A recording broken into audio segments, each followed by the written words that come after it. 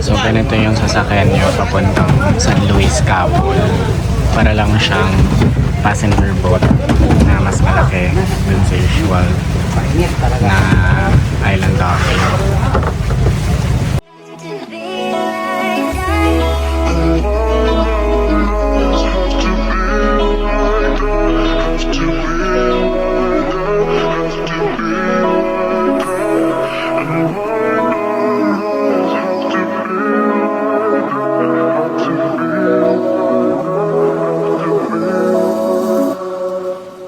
So, nandito na ako sa bahay ng office mate ko sa Capol, Northern Samar. So, dito ako mag-start ng adventure ko sa Samar. So, hindi ako makakapag-shoot masyado kasi syempre privacy nila dahil bahay nila to. But, isasama ko kayo sa mga pupuntahan namin dito kasi I've heard magaganda talaga yung mga places dito sa Northern Samar. So, let's go!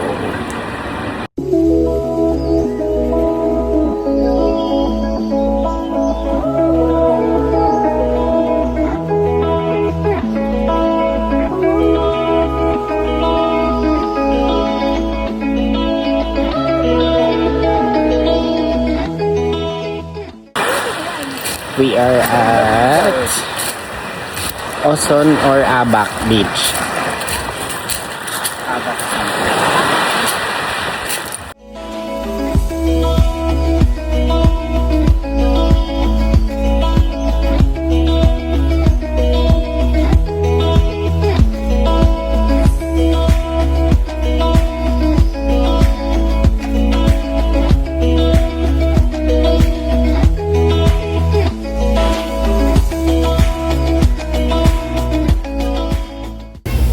Dinner time.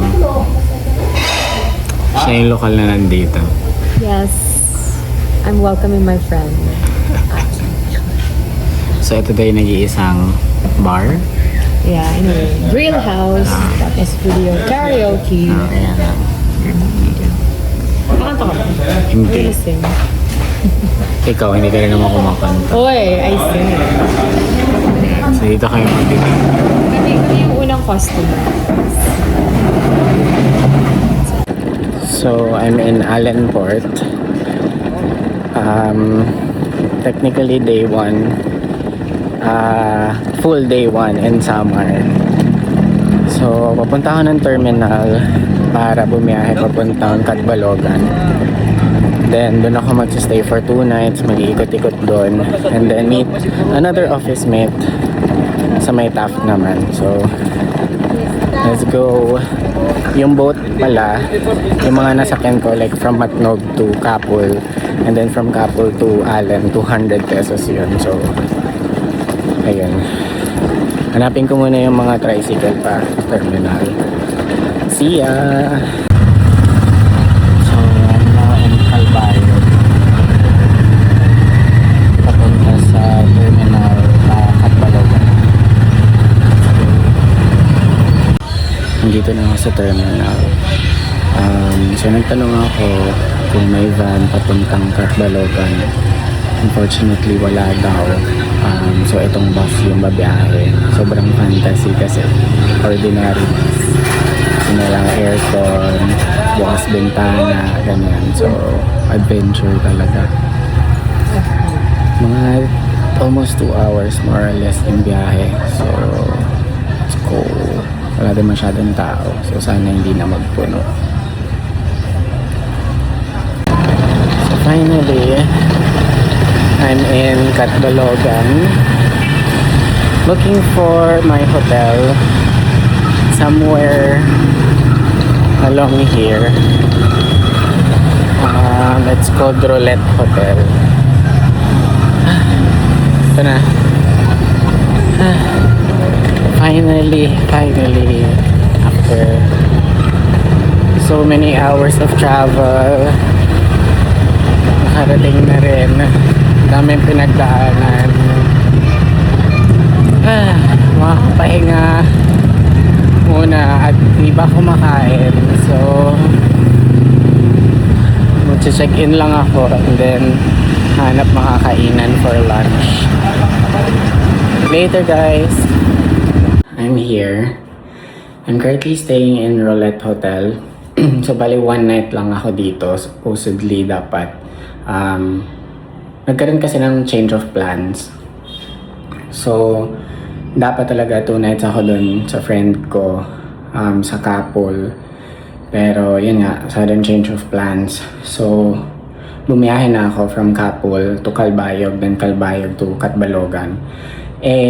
Supposedly, yung nabook ko kasi is a different accommodation, a different hotel for tomorrow.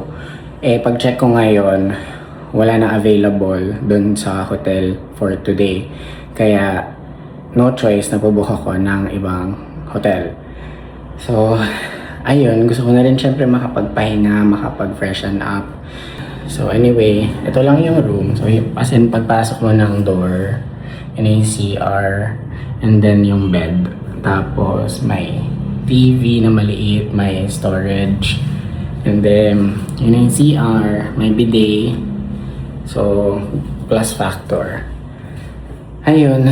So, mag-freshen up lang ako saglit, pahinga lang saglit, and gutom na rin ako. So, I might head out for lunch. So, see you guys later. Bye!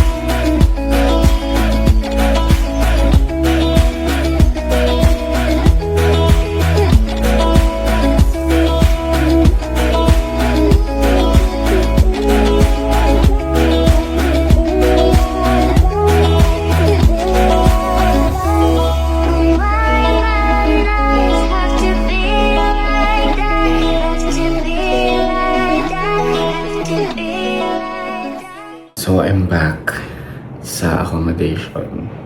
So, nakaligo na din. Preparing for bed. So, basically, nag-ikot-ikot lang talaga ako sa town proper. So, maliit lang naman yung pinaka-town proper nila dito. Pero, kumbaga, walkable naman siya. Unless siguro medyo tamad ka or for health reason and whatnot. Madami naman tricycle. Pero kung okay lang sa'yo maglakad, wala namang problema, may ikot mo yung town proper. Tomorrow, hindi ko alam kung makakapag-ikot talaga ako kasi wala masyado sa Catbalogan. Unfortunately, actually, yung mga falls, yung mga cave nasa Calbayog. Pero, naghahanap kasi ako sa Facebook for both Calbayog and Catbalogan ng mga tour. Pero wala kasi akong mahanap. So, hindi ko din sure kung paano like pupunta doon, or hindi ko din sure kung kailangan ba mag-book prior, or tulad ng ibang mga napuntahan nating travels na pagdating doon tsaka ka lang magbabayad ng mga fees, ganyan. So most likely baka makabawi na ako talaga ng actual tour ng mga places pagdating ko na ng Eastern Samar. Tomorrow kasi may 1 full day pa ako dito sa Catbalogan. So titignan ko kung meron akong pwedeng mapuntahan kahit nearby lang sa Catbalogan. And then the following day, babiyahin ako ng Taft. Kung wala, baka i-ditch ko na yung 1 night ko and then bumiyahin ako ng Taft. So anyway, pahinga na tayo. Babawi na ng pahinga kasi parang wala akong ginawa kundi bumiyahe ng bumiyahe. So, good night guys. See you guys. Good night guys. See you guys. Good night. See you tomorrow. Bye. Good morning. Day 2. Padilim pa. Ayan. Day 2 in summer. Nakabawi-bawi na rin ako ng tulog. It's Ala, lobat na yung watch ko. Parang mga around 8:30 ata na umaga. So, ako'y babangon na muna at magbe-breakfast. Maglalakad-lakad ako sa labas to look for food. And try kong puntahan yung lilipatan kong hotel kung pwede na ako makapag-early check-in para makapag-ayos din ako agad ng gamit. Mas may free time na ako makapag-ikot. Kasi yung worry ko nga is pag gumalagala ako ngayon ng umaga, mahasal ako to go back kasi kailangan ko mag-check-in. So, ayun. So, tara na muna guys. Good morning.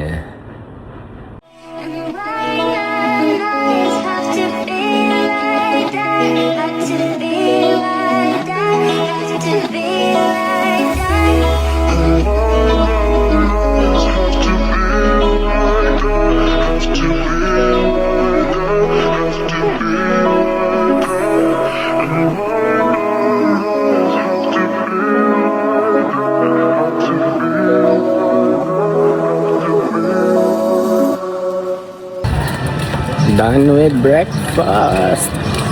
Busog. Super sulit yun actually. Mura na. So, up. Ano na? So, a place to visit, to eat. Dito sa Catbalogan. In fairness naman. So now, punta muna ako dun sa isang hotel kung makapag-early check-in ako.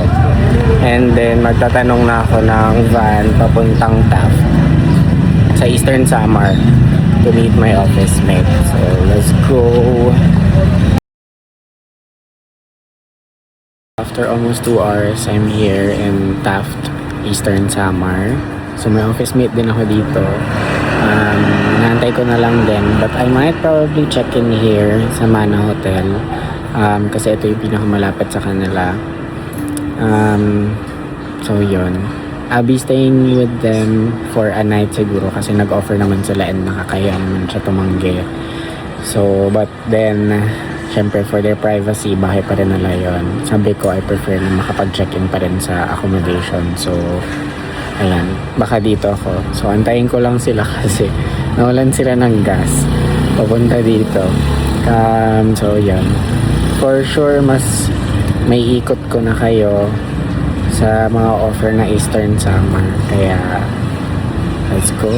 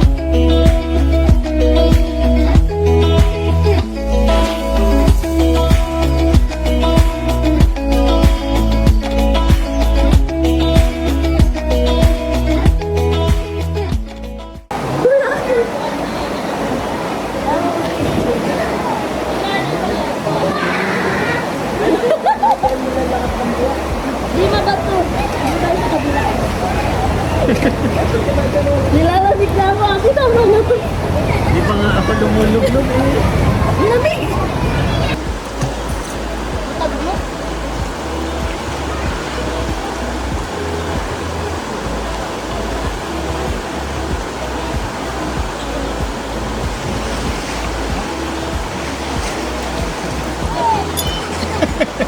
Namulot. Tayo na lang, tate. Uy! Uy! Gusto ko yung mas nagpapanik ka. Okay rin, te. 1, 2, 3.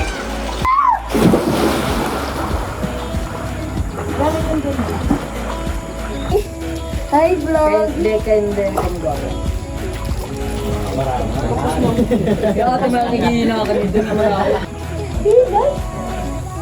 Alam ko. Ganito lang guys ng kumisa. Dito ka magsasabo. Minsan naglalaba pa. Karadlok. Alam mo, nagbablog-vlog din si Tito. Nung sinabi ko nagbablog ka, sinike niya yung profile mo. Baka daw may napulot siyang ene-ene. Sabi ko, mga humadera. Ewan ko. Sa kanya kasi mga rice lang, like, yung sa motor, diba? Mga motovlog? Oo, ganyan. Madam. Madam. Madam ang puti. Naliligo na si Aki sa ilog. First time ko maligo sa ilog. Really? Wow! Dun sa amin. Usual kong ligo sa ilog pag nag-hike ako. Mm-mm. Kasi, syempre pag hike, di ba, halos ilog ang kadugtong. Mm-mm. So, O yung masapa-sapa, diba? oo. So yun, doon ako nakakaligo. Pero yung ganitong ligo talaga, hindi ko ini-expect dito talaga maliligo. Oo! Like, dito na lang. Kaya pina-experience ko sa'yo with matching ka vibes ka pang ibang people. Ba't nahiya? Kasi nga sira-sira nung yung bahay namin. Si OA naman talaga to. Saka, gusto nga rin ni Inay.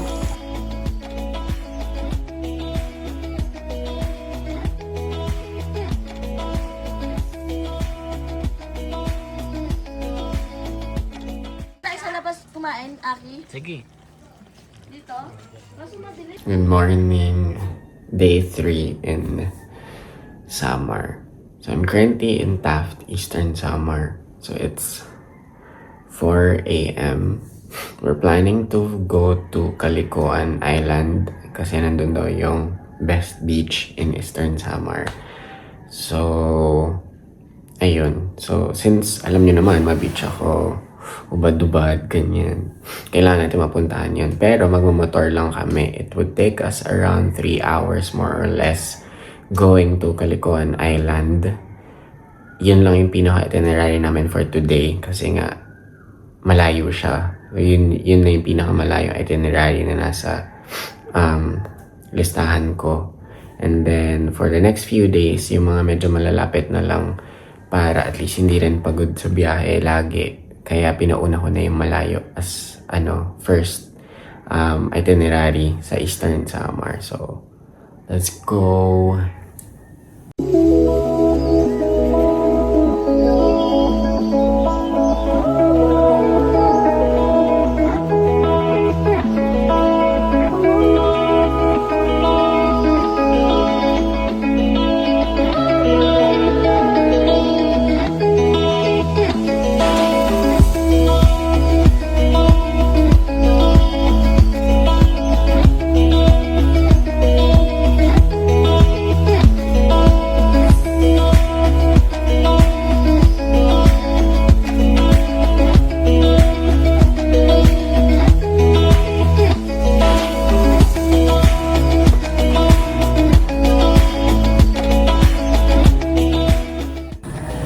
Stop over.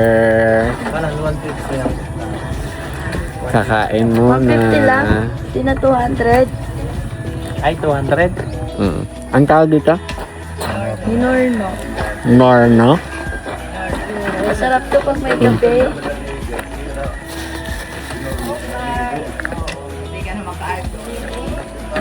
Crap.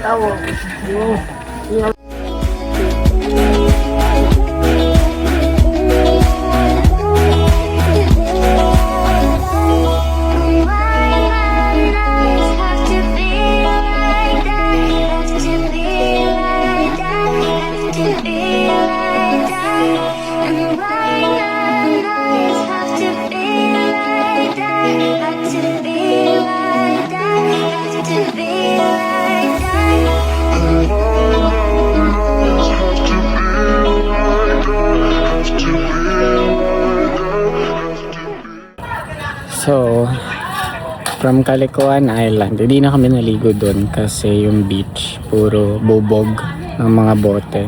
So, I just had couple of pictures. Tapos, bumiyahe na kami, took some early lunch. Bumiyahe na kami papunta dito sa Minasangay. Parang ecological nature, something siya. So, sakit sa puwet, sakit sa tuhod. Sunog na. But Ginusto ko to. So, let's go.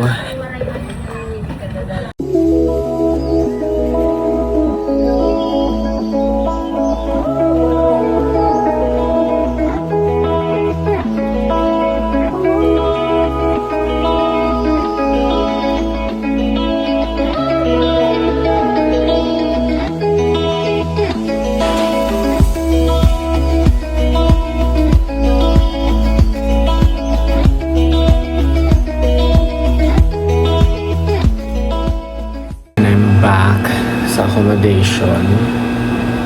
Grabe kapagod, oy.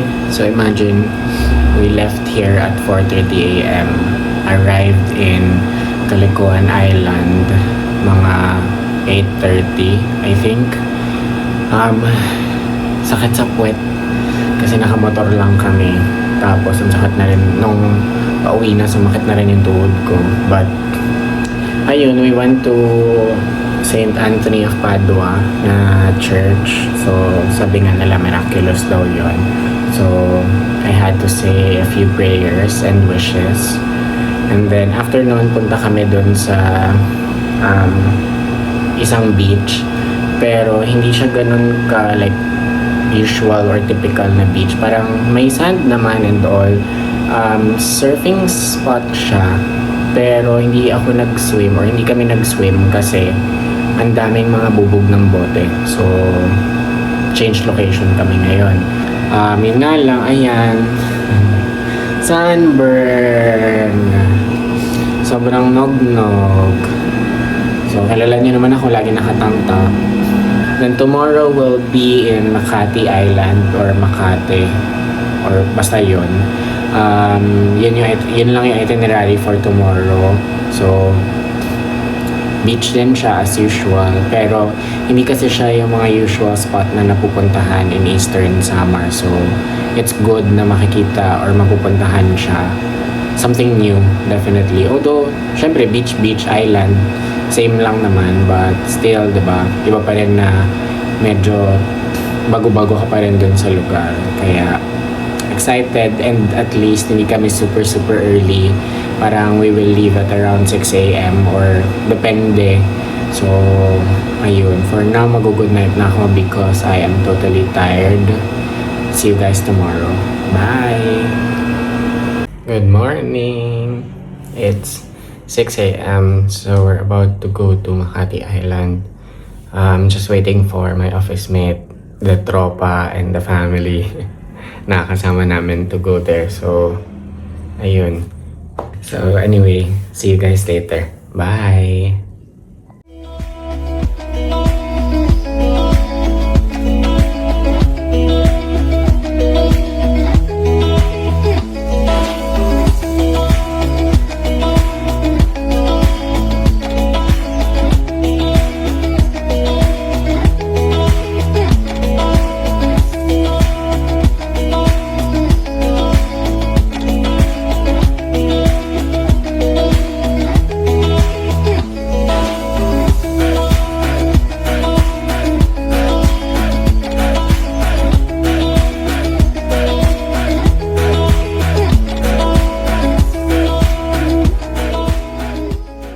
So currently we're in Makati Island.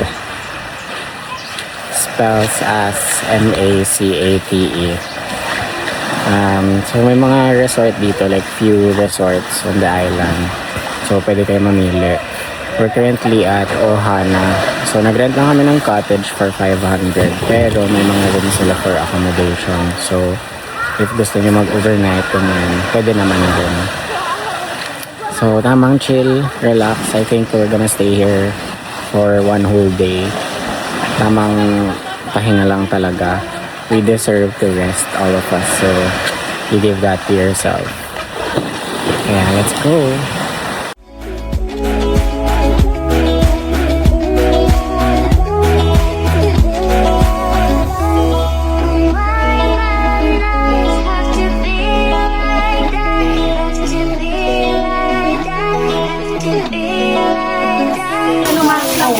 Piniping.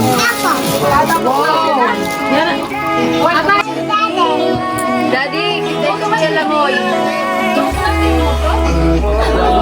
Ala Romano. Ah, manlasa. May maalat, like medyo maalat yan. Kasi may mga Pinas eh. Wala daw lasa. Wala maalat. Sige lang. Uwian na. Pagod. Pagod ang person. Balik na kami sa mainland. We just stayed here. Chill. Inom, kain, kwentuhan, swim. Just Kulitan.